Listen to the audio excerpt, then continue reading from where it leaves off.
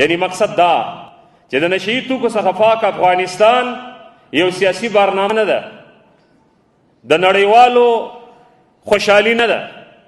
نړیوال که چیرې امارت خوشحاله کولی او زموږ ستاسې د نیویارک او د سپینې ماڼۍ بنګلې او قصرونه ارمان وی، نو بیا به په هغه شي کې تعامل ورسره کړی وی چې هغه تقریبا د داخلي ملک هم د ډېرو خلکو غوښتنه ده، مګر خو چې اصل هدف اسلام دی، قربانۍ د اسلام دپاره ورکول سوي دي.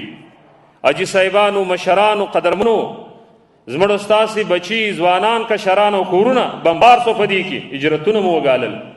نو انشاءالله دغه حدیث د مسلم شریف ما ستا په مخ کې روایت کړلی. شیخ عبدالحق شارح د مشکات امام دهلوي رحمه الله تعالی لیکي وی هذا الحدیث هو من جوامع الکلم، دا حدیث چې کوم دی دا د جوامع الکلم نه دی. نو د دین خلاصه دا دی چې موږ باید د الله سره د اخلاص اصل سینه کې ولرو. د الله عزوجل سره د اخلاص اصل څه دي؟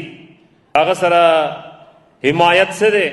د الله عزوجل د وجود عقیده درلودل، د هغه پر صفاتو باندې عقیده درلودل، هغه کلام بلل، او دارنګې د هغه د کتاب سره احسان، د مینې اصل زما په سینه کې باید پروتي. هغه چې کله ان الخمر حکم نازل کړی دی، لکه څنګه چې قرآن کریم په یو آیات و بل آیات باندې عقیده لرو، دارنګې دغه آیات هم د قرآن کریم جز دی. زما او ستا نن مکلفیت دا سو چې کله امر ورسره ملګری سو چې دې آیات کریمه ته او در دې نه رایستل سوي مسایل او مجتهدات دې ته باید عقیده ولرو.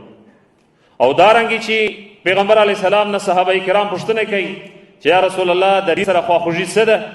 رسول صلی الله علیه وسلم ورته دریم ور فرمایي ولی رسوله، د رسول صلی الله علیه وسلم هدایات خپلول، د هغه ته د مینې او د عمل غیږه خلاصول.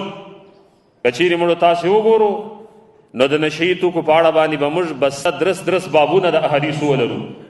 علما به انشاءالله درته توضیح و تشریح کې پر دې باندې مقالې لیکل سوي دي.